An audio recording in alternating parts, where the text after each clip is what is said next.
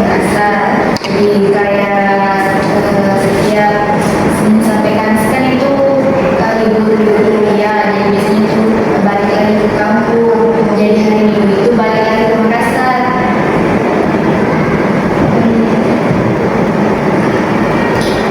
Kalau menurut kakak sendiri, kenapa ya sampai sekarang jurusan BK masih seringkali disalah pahami oleh masyarakat?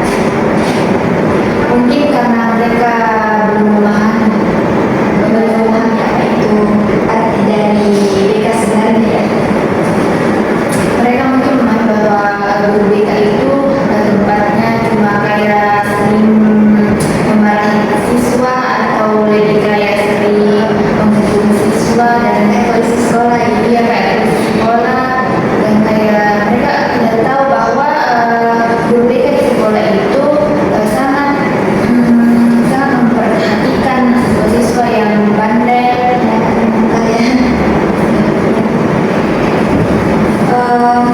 Banyak orang yang beranggapan lulusan BK hanya memiliki peluang kerja sebagai guru BK di sekolah. Nah, menurut kakak, apakah pandangan itu masih relevan sekarang atau sebenarnya lulusan BK punya prospek karir yang lebih luas? Menurutku sih, kalau saya sekarang itu kan peluang BK itu sangat dibutuhkan tenaga kerja di sekolah. Jadi kan setelah kita lulus dari ini jurusan ini, kita tuh bisa memilih ada dua, kita bisa jadi guru BK dan jadi konselor. Sama ya.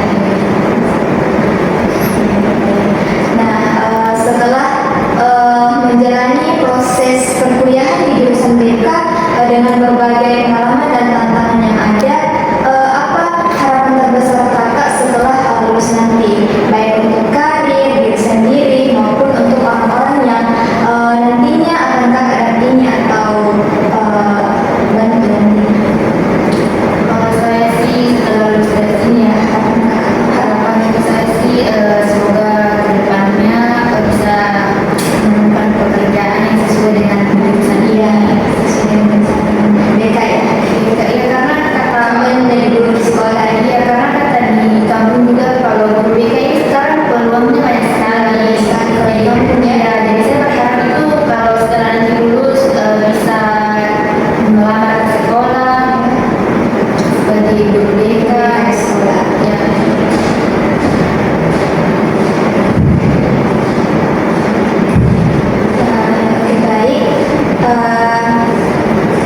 Baik, terima kasih banyak kepada narasumber yang telah membersamai kita pada podcast hari ini dan sudah berbagi cerita, pengalaman, serta pandangannya mengenai kehidupan sebagai mahasiswa jurusan BK.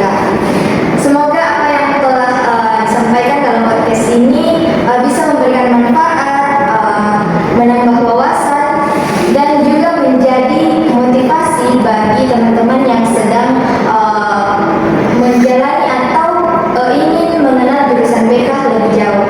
Saya selaku host pamit undur diri. Sampai jumpa di podcast berikutnya. Terima kasih dan selamat menikmati hari kalian. Wassalamualaikum warahmatullahi wabarakatuh.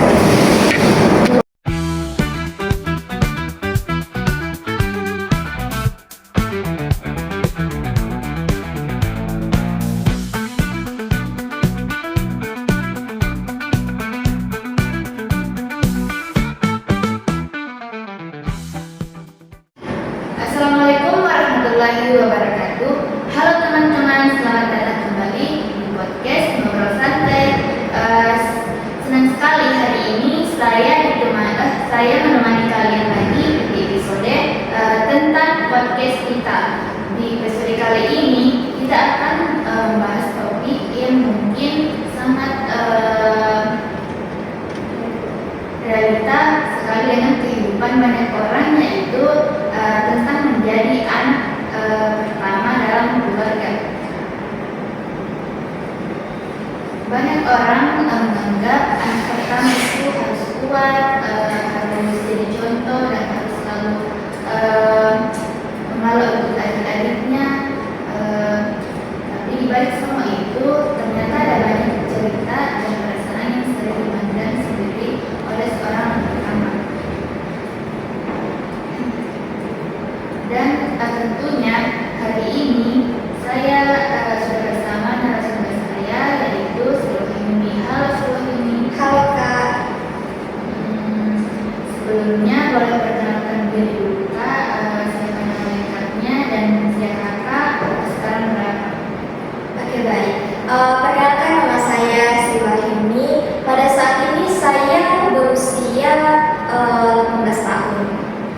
Ya, saya anak pertama di keluarga. Oke Sri, langsung saja ya. Kalau menurut Kakak sendiri, bagaimana sih rasanya menjadi anak pertama di dalam keluarga? Wah, iya. Kalau menurut saya jadi anak pertama itu tidak mudah ya. Kadang memang menyenangkan karena dipercaya orang tua, tapi di sisi lain saya juga banyak tanggung jawab yang harus saya pikul. Nah, sebagai anak pertama biasanya kita kan selalu dituntut untuk selalu berkuat, ya, selalu mengerti perasaan orang lain. Nah, kita harus jadi contoh yang baik untuk adik-adik kita. Apalagi tuntutan juga banyak ya. Ya, jadi kadang ada tekanan untuk selalu terlihat kuat, walaupun sebenarnya saya merasa capek.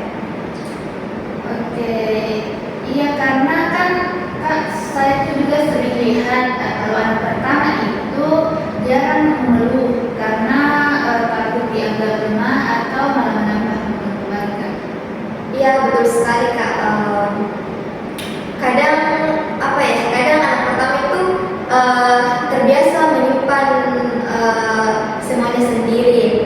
Dari kecil dia sering dengar kalimat seperti kakak itu harus selalu kuat, atau kakak itu harus jadi contoh yang baik untuk adik-adiknya. Jarang mau berkeluh kesah ya. Ya. Padahal sebetulnya juga Kak, anak pertama itu kan juga manusia biasa ya, yang bisa sedih, kecewa, dan lelah. Oke Sri, menurut kamu apa tantangan terbesar yang paling sering dirasakan anak pertama? Apa ya? Menurut saya tantangan terbesar ya. Iya. Tantangan terbesar itu ekspektasi dari keluarga ya. Kadang orang tua berharap banyak kepada anak pertama, mulai dari pendidikan, sikap sampai masa depan. Oke. Jadi ada rasa takut mengecewakan keluarga Kak. Bahkan kadang anak pertama itu memaksa dirinya sendiri untuk terlihat baik-baik saja, padahal dia sedang merasa capek atau lelah. Oke, kalau rasa takut itu pasti ada kan, apalagi kamu tuh harus jadi contoh untuk adik-adikmu. Ya. Dan biasanya kan anak pertama juga itu merasa punya tanggung jawab lebih besar terhadap adik-adiknya. Betul. Kadang anak pertama itu merasa harus menjaga adik-adiknya dan membantu orang tua juga Kak. Apalagi kalau sudah mulai dewasa, biasanya mulai berpikir bagaimana caranya bisa membantu keluarga dan membahagiakan orang tua. Iya, iya. Menurut Sri, apakah menjadi anak pertama itu juga punya sisi positif? Tentu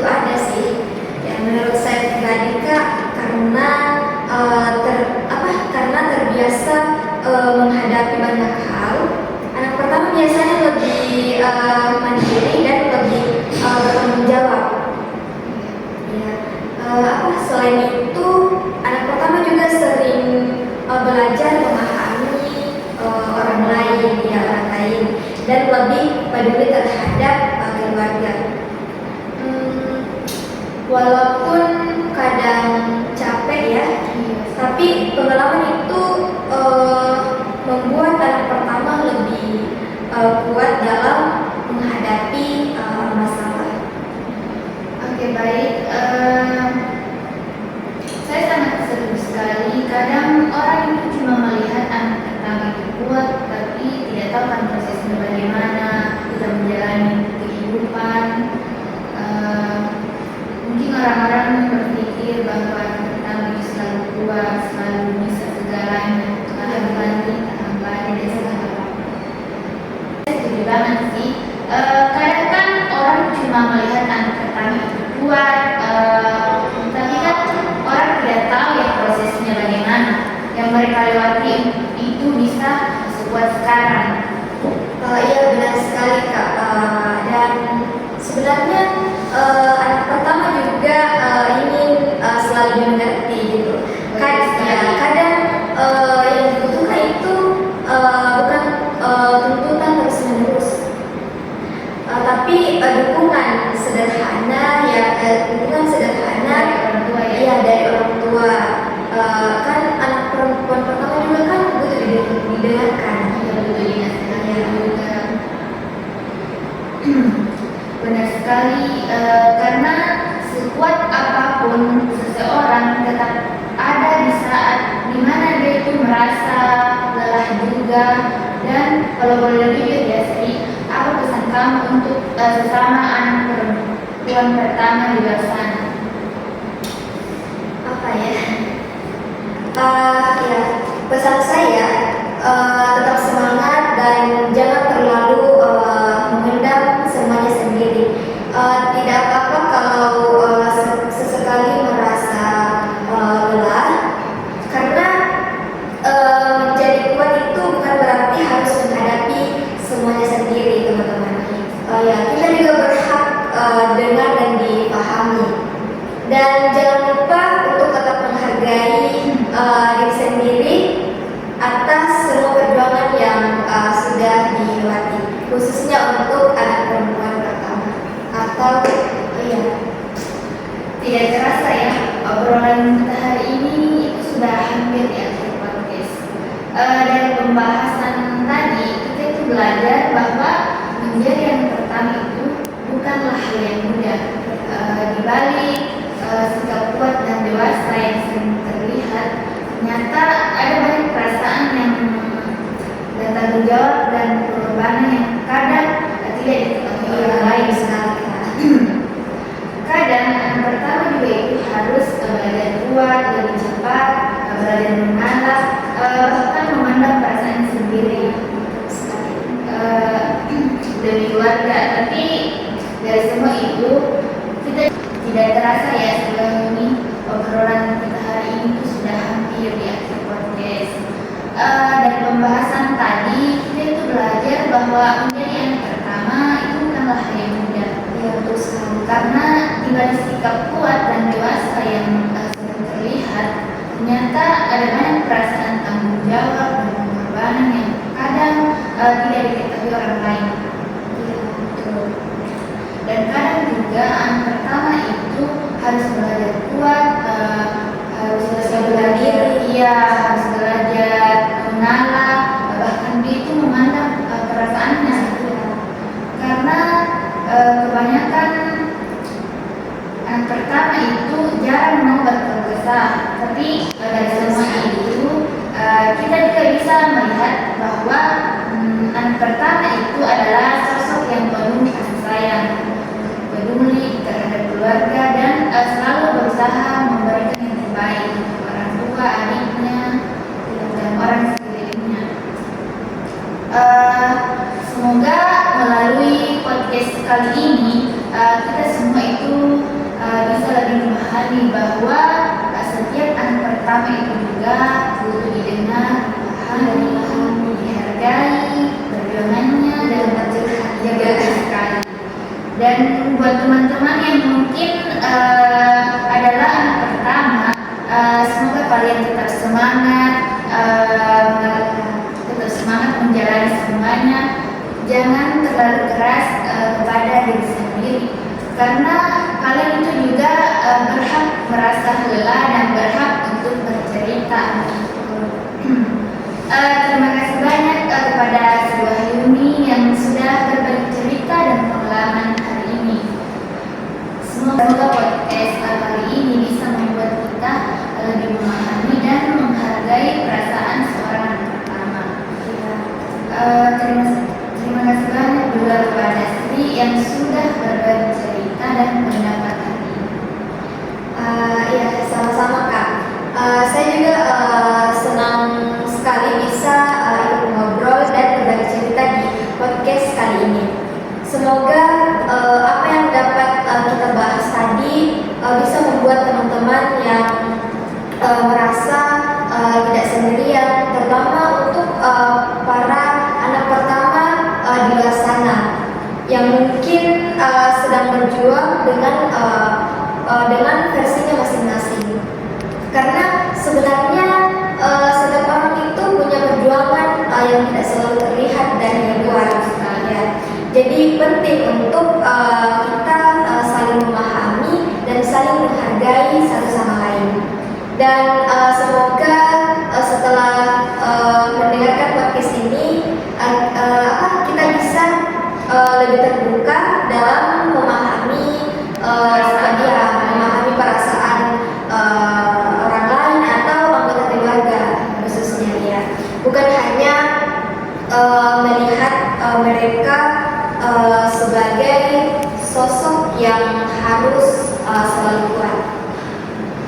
Oke, terima kasih kepada Sri Wahyuni dan terima kasih juga kepada semua teman-teman yang sudah mendengarkan podcast ngobrol santai pada hari ini.